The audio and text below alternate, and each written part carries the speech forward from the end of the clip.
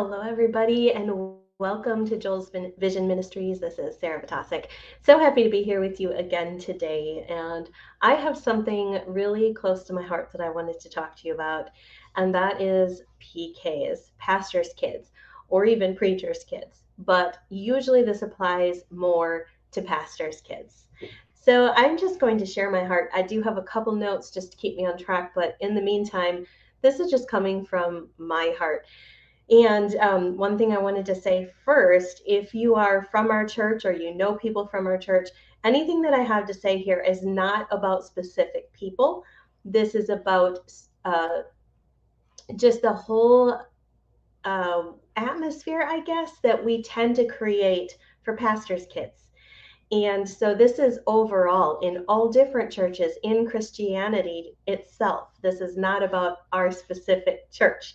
So I just wanted to go on record to say that because things I might say, I don't want you to start trying to think of situations. That's not the point. The point is, I wanted to share to help somebody else about pastors' kids. So, it seems like there's this stigma surrounding pastors' kids. It can go good where they're placed on this pedestal. They're expected to be good and everything's going well, but they're kind of placed on this pedestal in this elite group. Or it can be bad where they're continually watched to see if they're going to show out or if they're going to do something wrong. So it's like this stigma that's kind of surrounding PKs these days, and neither one of those are good. Whether you're watching for the good or you're watching for the bad, neither one of those are a good place to be for pastors' kids. If you have children of your own or nieces and nephews or grandchildren, pastors' kids are just like your kids. They're no different. They're just kids like yours. Yes, they're growing up in a pastor's family, which, to be honest, is even harder. So a lot of times they have to give up their family time for ministry. I remember one time I was, I don't know, probably 16 or 17, and it was my birthday dinner. We had just sat down to eat, and my dad got a call and he had to leave. And that was just one specific situation, and that happens all the time in a pastor's family. So they have to be willing to give and share their parents, because their parents are not their own when they're a pastor's family. Pastors' kids make mistakes just like your kids do, or they do really well just like your kids do. They also mess up and they excel. They can go either way. Some of them are strong-willed, just like you have strong-willed children. Some of them are more compliant, just like you have compliant children. I've been a pastor's kid since I was 16, so many, many years.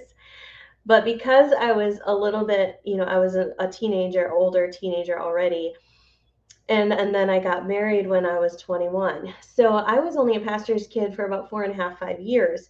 But then when I started a family, it actually moved to my children, where it was like the pastor's grandchildren. I've never heard kind of putting a name to that one, but it's like my children became the PKs of the church.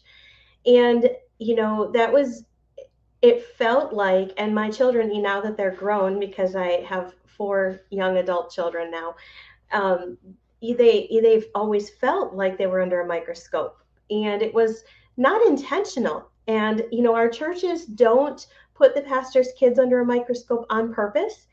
It's just something that happens because of who you are. And I think that sometimes, it just makes it really hard. It's not something that people do on purpose. And it's like every time they do something questionable, whether it was an attitude or an action, or maybe they got angry in the youth thing or something, in a youth event or whatever. It seems like pastor, which was their grandpa, my dad, would hear from 1 to 3 people or even more about what our child did. And again, this was not purpose. This was not on purpose. So I am not saying that there's anybody at our church that we would be mad at. I am just wanting to bring to light the difficulties of being pastors' kids, because it just happens whether people mean to do it or not, because the pastors' kids are known and in a spotlight and watched, because your grandpa or your dad is in the pulpit. It's just life. It's just how it is. But I guess one thing, well, let me just bring it back to this. If any of you watched my other video on volunteers, if you didn't, make sure you go back and watch that.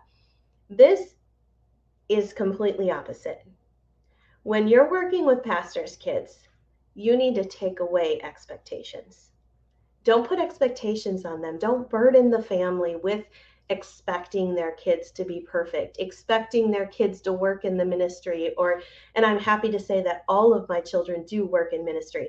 But there's some families, pastors' families, that their kids aren't in ministry. That's okay. Don't expect the kids to be perfect and do everything the way you think it should be done just because they're the pastor's family. When you place this burden on them, it sometimes will make children show out the opposite way.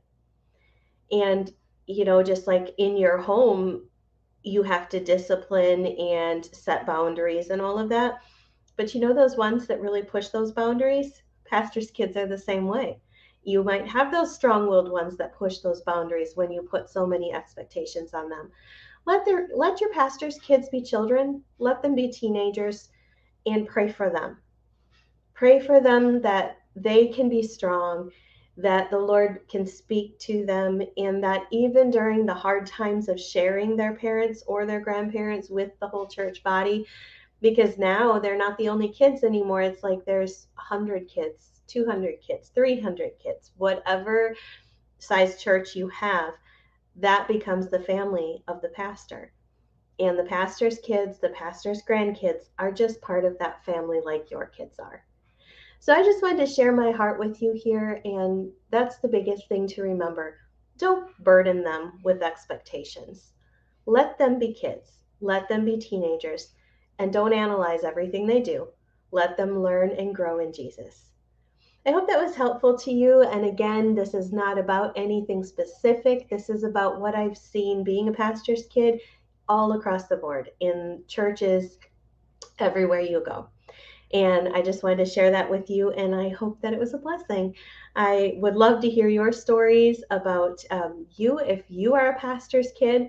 Also, make sure you check out joelsvision.com. Also, like and subscribe if you're on YouTube, and I will talk to you again soon. Have a great day.